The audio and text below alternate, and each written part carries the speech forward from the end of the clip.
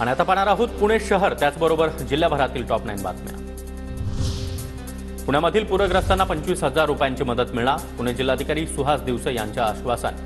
तर पूरस्थितीला कारणीभूत ठरणारी अतिक्रमणे देखील काढण्यात येणार। पुण्याच्या राजगड तालुक्यामध्ये आदिवासी दिनानिमित्त रॅलीचं आयोजन। पारंपरिक वाद्याच्या तालावर ठेका धरत आदिवासी समाज बांधवांकडून उत्सव साजरा। पिंपरी चिंचवडमधील स्पाइन रोडला त्रिवेणी नगर चौकाशी जोडण्यासाठी महापालिकेची कारवाई। परिसरातील 8 बांधकामांवर महापालिकेचा हातोडा। रिंग रोडसाठी लवकरात लवकर भूसंपादन करण्याचे पुणे जिल्हाधिकाऱ्यांचे आदेश। आतापर्यंत 1000 हेक्टर भूसंपादन तर रिंग रोडसाठी जवळपास 1700 हेक्टर भूसंपादनाची गरज।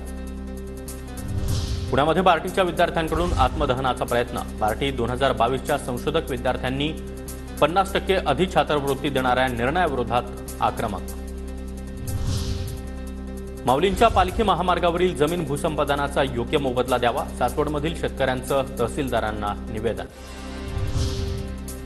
एका वर्षानंतर पुणे मेट्रो सेवेच्या प्रवासी संख्येत लक्षणीय वाढ। 1 जुलै ते 31 जुलै दरम्यान 31,20,000 जणांचा प्रवास। मेट्रोला 4,98,00,000 रुपयांचं उत्पन्न।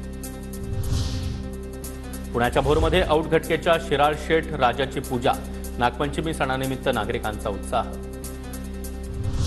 मुसळधार पावसामुळे कुकडी प्रकल्पातील 8 धरणांमध्ये 65% पाणीसाठा तर पिंपळगाव जोगे धरण 22% भरलं। धरण परिसरामध्ये जोरदार पाऊस।